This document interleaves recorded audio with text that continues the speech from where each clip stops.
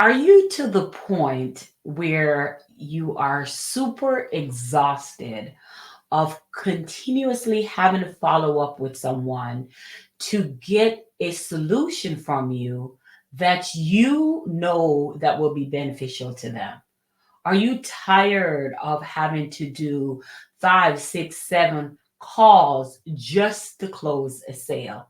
Hey, it's your girl Sherry Summers, and listen, I can so relate to that because when I started first in the space of sales, helping women in sales and finance, that used to be my reality, right? I would have a book of business on my calendar, and it seems like it was great, but I was busy and tired, right? And the tired was not even from the calendar, the people in the calendar making the calls. It was all the follow-ups that has to happen. I felt as if I was chasing people to do something for their own self, right? It's like I wanted to help them more than they wanted to help themselves. Listen, comment below if you can relate because that used to be my reality. And then I realized that it has to be a different way. Like it really has to be a different way because why am I keep having to follow up with you to get this IUL insurance policy when you're the one that's trying to protect your family? Like, why am I having to remind you of our meetings over and over again when in reality, you're the one, should something happen, getting the big bucks, not me, right? And I am a mom, I'm a wife, I got so much things going on just like you do. And if I'm making time for you to help you solve your problem, the respect is you can also help yourself.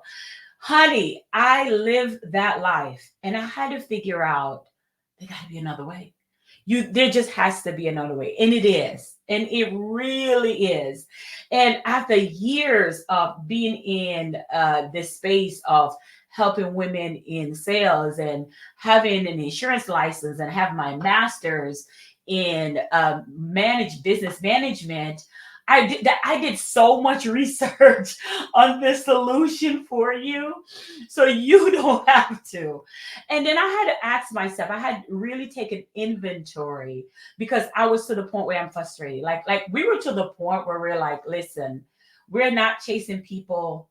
I am a mom. I'm not going to chase you for something you need to be doing, right? It was just one of those reality. So what we realized though in the reality of things, we took an inventory of all the people that we help, all the people that we serve inside our space. What make them so successful that way they are? Even my clients, so I look at my existing clients and I suggest you do the same inventory for yourself. I really suggest you take an inventory of your life in your business. Say, hey, who are my best clients? And why are they my best clients? I really want you to take that inventory. If you're in the space, if you're a woman in sales and you take that inventory of yourself and say, why are these people my best client? And chances are these people are your best clients because they are not intrigued by just want to spend time with you and waste your time and be tire kickers. They're actually committed to the solution that they say they want. They're actually committed to a solution that they've been struggling with to figure out. And because of that, they came across your message or they came across you on social media and say, listen, I want to work with this person. So what we did, we started looking through all our clients who are super successful, that has been following our solution, and what do they have in common? Like, where did they come from? What platform did they come from? What do they have in common? And when I realized that what they have in common is their commitment to success. They weren't thinking in this microwave society. They were committed to the end results, and they're expecting to do the work to get the end results. So I number one suggest you really take an inventory of your existing clients that you have and say, who do I enjoy and how do I manifest more of that client? That's number one for you when it comes to having to stop chasing people and really get clear on who do you want your target market or your clients to be. All right. So when I did that, the second thing I did to avoid this chasing and the 10 follow-up calls just to solve someone else's solution that they said they wanted. The second thing, along with taking inventory of that solution, I also said to myself, how did this person that I'm chasing, having to call 5 times, not showing up at the call and trying to reschedule all the time, how did they get in here? How did they even get on my calendar?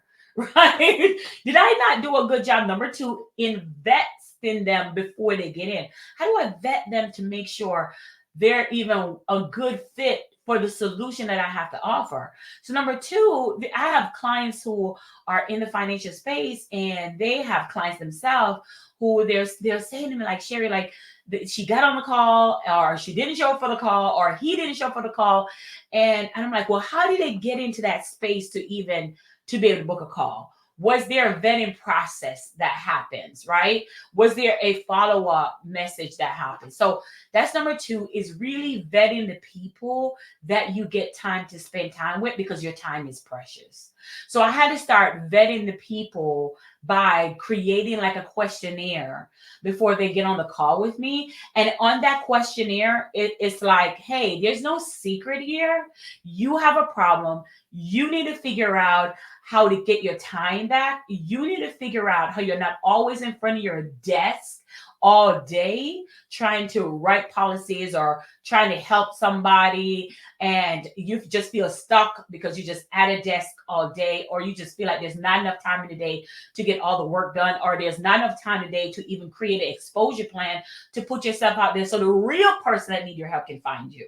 Right? And you've told us that you need your help. So if you need help in that, because if you don't change, something has to change, right? If you don't change, nothing will change. So when we vet and when you get on this call, there is going to be a solution, but there's also going to be a price for that solution. So if you are cautious and you have not worked with your money mindset and you still having some money issues when somebody say the price, I don't think you should make this call. Right? I don't think you should make this call, because if you want a solution so you can be more profitable, it makes sense that you're willing to pay for what the solution is, right? Hello. So that's number two, is really vetting that person so they're not wasting your time and you're not wasting their time, right? Because you don't want to find out at a call, you don't listen. I've had a time now that I was wanting to go hang out with my girlfriends, and a call some way somehow slipped in on my calendar. And of course, being the professional I am, I'm going to honor that call. And I'm like, because I'm not going to tell the person I'm going to cancel. I won't do that, right? So I'm a professional. I'm not going to cancel. So I literally, I was in New Orleans. I was in New Orleans at the Rockefeller. I was eating some Rockefeller oysters. When I said it was so good, it was so good. I did not want to leave. Let me say it again. I did not want to leave the restaurant with my girlfriend. So I excused myself on the table and I said, hey, I got to go outside because this client is scheduled on my calendar and I want to respect the client. So I left the table to go take the call that was on my calendar, that my team put on the calendar. And this woman didn't show up. Did not show up for the call, did not call, did not do anything. I was livid. I was livid because guess what? I could have still been in there with my girlfriends drinking mimosa and eating Rockefeller oysters, right? And that goes to show you, when I look back at my calendar, I never vetted her to make sure that she was a good fit, because had I vetted her based on the question I asked, it was going to keep people on your calendar or you're going to deter people off your calendar. Right? And you want to be able to do both, right? You want to be transparent when you're vetting them with the questions that you're asking. And then you want to make sure that there's no surprises when they get on the call with you. So if they choose to move forward, they're not blindsided, right? So that's number two. You got to make sure you're vetting them. And that really changed again my business. I'm like, I'm not missing creating memories with my girlfriends and my family, because This person refused to get to a phone call. I have another guy friend that he would say, Sherry, Christmas Day, I took time off. My wife is in the other room. I took time off to make this call with this individual. And they just kind of give me the runaround. And there was not a questionnaire in place to get to where to answer the question of what they have. So when they got on the call, I'm doing the questionnaire on the call. So you don't want to do the questionnaire on the call. You want to create some type of lead generation system where they are answering your questions before getting on the call with you. Okay, so that's number 2. All right, number three of trying to avoid follow-up calls and really creating that one call close process, so you don't have to be on the phone all day with tire kickers or people are not your fit. This is my favorite thing. Like, this is one of my favorite thing, number 3, because this one drive home for me. When I look again at my clients who are super successful and how did they get to where they are and how amazing they are, when I look at them and see what is the things that they have in common, of course, yes, they showed up for the call. Yes, they are committed, because that was number 2. But number 3, I asked myself, how did they find me? Like, how did they find me? And this is going to blow your mind, right? How did they find me? Who reached out first? And let me tell you a little secret. Come closer. 90% of the time, they reach out to me first. 90% of the time, they reach out to me first. How did they do that? Well, I created a message, kind of like this one, on social media that resonate with what they were going through. And it looked to them like this is the best solution for me. And when those clients came across a message, a conversation that I was having, like this one, they reach out and put themselves on my calendar, or they reach out and signed up for one of my master classes or my challenges, and they decided that they're going to commit to transforming their life. And because when a person decide that they want something different, baby, they're going to show up and they're going to be alert and they're going to make time for what they want. So when I was getting these people who had to follow with 2, 3, 4, 5, 6 times just to help them solve a problem, I realized that the ones who I didn't have to convince, right? They're the ones that do a better job.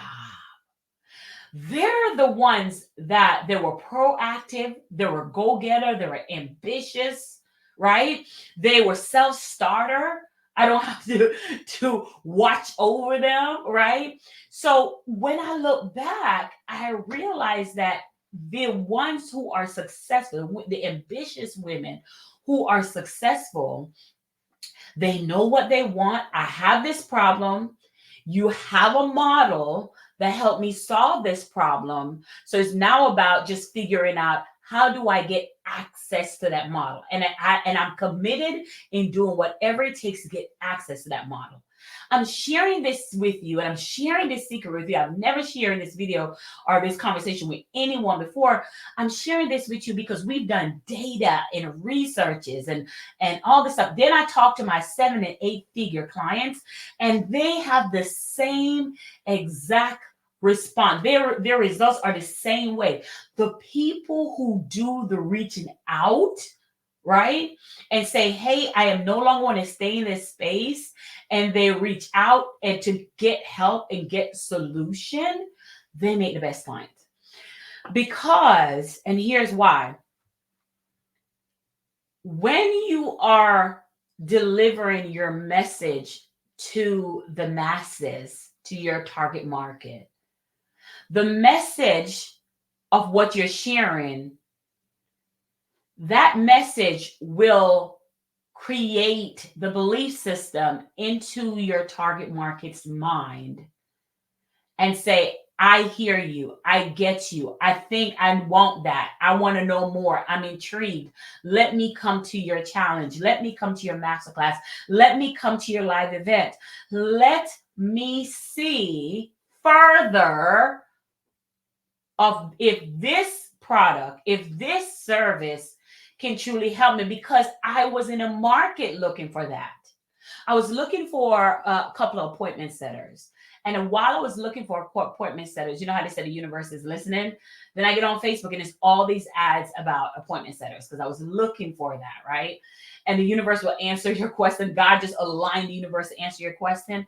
And when the solution to my problem kept coming in front of me, and that is the same way when you create the opportunity for people to find you with a signature message about you're the number one thing for solution for someone's problem.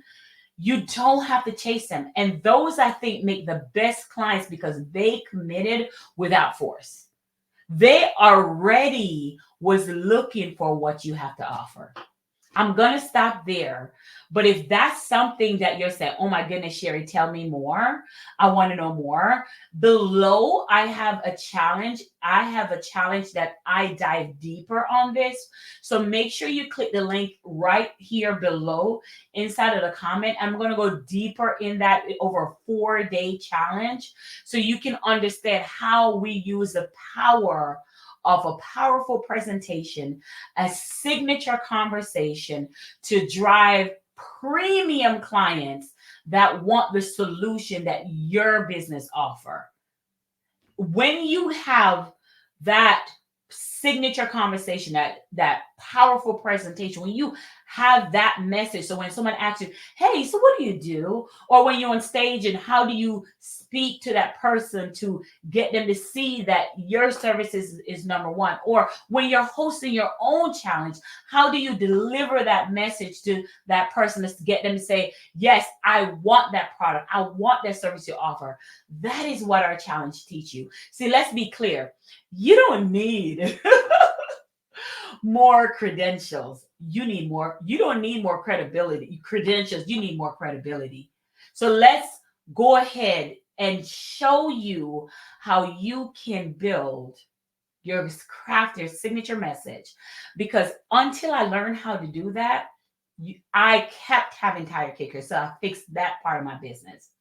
When I fixed the part of business that people are reaching out to you and are committed, opposed to me having to chase them, baby, it was a game changer. Baby, we went from 5K months to 20K months to 250K months and so on. But that is because we fixed one thing in our business, our message. We've fixed one thing, our message, the way we communicate with people who don't yet already know us. That is a game changer. So by the time they get in our ecosystem, there's no surprises. They know that they can't live without this thing. They know that this is the thing that's going to free up their time and give them more freedom to create more memories with their family. So don't hesitate. Go ahead and click the link down inside of the description, and I'll make sure that you head on over to our challenge. It's your girl, Sherry Somerville. See you on the challenge. Ow.